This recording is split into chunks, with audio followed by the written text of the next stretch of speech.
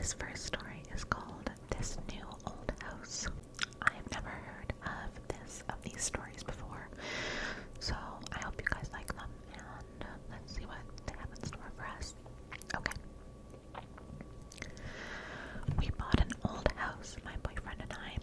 He's in charge of the new construction, converting the kitchen into the master bedroom, for instance, while I'm on wallpaper removal duty. The previous owner papered every wall and ceiling. Removing it is brutal, but oddly satisfying. The best feeling is getting a long peel, similar to your skin when you're peeling from a sunburn. I don't know about you, but I kind of make a game of peeling, on the hunt for the longest piece before it rips. Under a corner section of paper in every room is a person's name and date. Curiosity got the best of me one night when I googled one of the names and discovered the person was actually a missing person. The missing date matching the date under the wallpaper. The next day, I made a list of all of the names and dates. Sure enough, each name was for a missing person with dates to match. We notified the police, who naturally sent out the crime scene team. I overheard one text say, "Yup, it's human." Human? What's human? Ma'am, where's the material you removed from the walls already? This isn't wallpaper that you've been removing. Human skin, I guess. Okay, this next one is called I Hate It When My Brother Charlie Has to Go Away. My parents constantly try to explain to me how sick he is, that I'm lucky for having a brain where all of the chemicals flow properly to their destinations like undammed rivers. When I complain about how bored I am without a little brother to play with, they try to make me feel bad by pointing out that his boredom likely far surpasses mine, considering he is confined to a dark room in an institution. I always beg for them to give him one last chance. Of course, they did it first. Charlie has been back home several times, each shorter in duration than the last. Every time, without fail, it all starts again. The neighborhood cats with gouged out eyes showing up in his toy chest. My dad's razors found dropped on the baby slide in the park across the street. Mom's vitamins replaced by bits of dishwasher tablets. My parents are hesitant now, using last chances sparingly.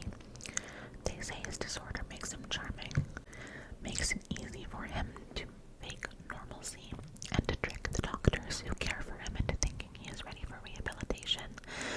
That I will just have to put up with my boredom if it means staying safe from him. I hate it when Charlie has to go away. It makes me have to pretend to be good until he is back. Actually, I think I've heard that one before. I think I have.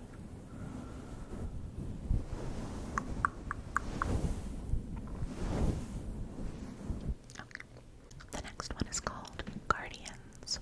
He awoke to this huge insect-like creature looming over his bed and screamed his lungs out. They hastily left the room and he stayed up all night, shaking and wondering if it had been a dream. The next morning, there was a tap on the door. Gathering his courage, he opened it to see one of them gently place a plate filled with fried breakfast on the floor, then retreat to a safe distance. Bewildered, he accepted the gift. The creatures chittered excitedly. This happened every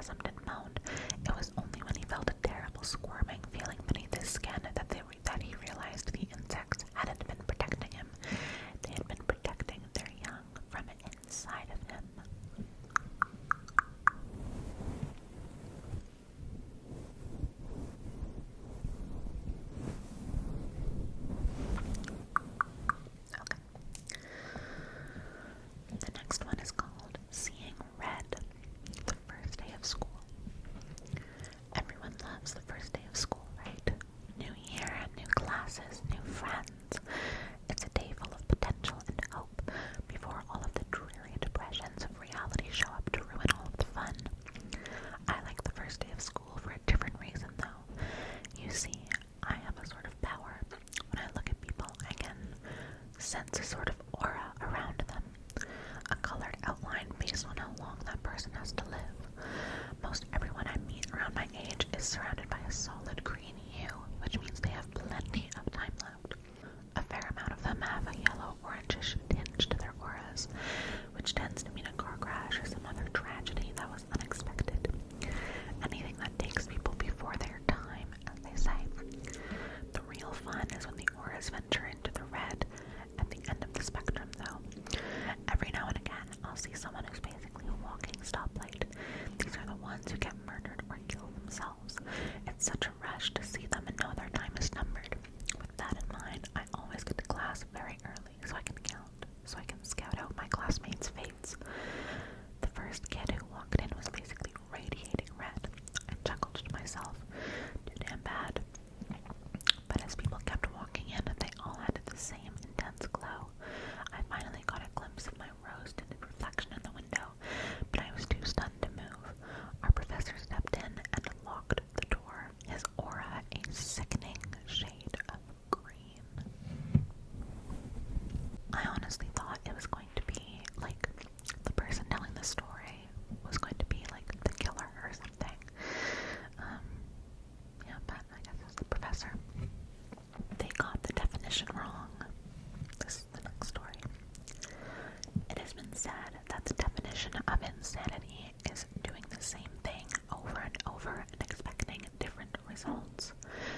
I understand the sentiment behind the saying, but it's wrong. I entered the building on a bet. I was strapped for cash and didn't buy into the old legends of the hotel to begin with, so $50 was more than enough to get me to do it. It was simple. Just reach the top floor, the 45th floor. Shine my flashlight from a window. The hotel was old and broken, including the elevator, so that meant hiking up the stairs. So up the stairs I went. As I reached each platform, I noted the old brass plaques displaying the floor numbers: 15, 16, 17, 18. I felt a little tired as I crept higher, but so far, no ghosts, no cannibals, no demons. Piece of cake. I can't tell you how happy I was as I entered the last stretch of numbers. I joyfully counted them aloud at each platform: 40, 41, 42, 43, 44, 44. I stopped and looked back down the stairs. I must have miscounted, so I continued up. 44, one more flight. 44, and then down 10 flights. 44, 15 flights. 44, and so it's been for as long as I can remember. So really, insanity isn't doing something repeatedly and expecting different results. It's knowing that the results will never ever change, that each door leads to the same exact staircase, to the same number. It's realizing you no longer fall asleep. It's not knowing whether you've been running for days or weeks or years. It's when the sobbing slowly turns into laughter. Ha ha ha. Okay. The next one is called My Daughter Learned to Count. My daughter woke me around 11:50 p.m. last night. My wife and I had picked her up from her friend Sally's birthday party, brought her home, and put her to bed. My wife went into the bedroom to read while I fell asleep watching the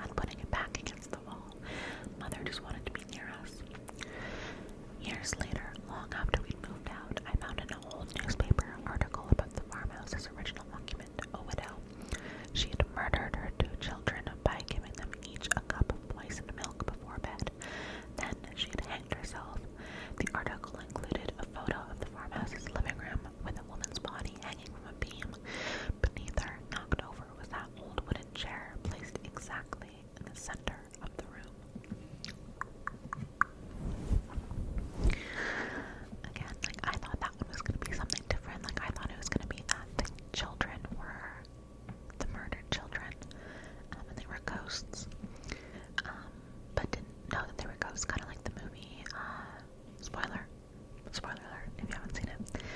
The Others, with Nicole Kidman. Yeah, I thought that was what it was going to be, but I guess not. Okay, two more. The perfect plan. On Monday, I came up with the perfect plan. No one even knew we were friends. On Tuesday, he stole the gun from his dad.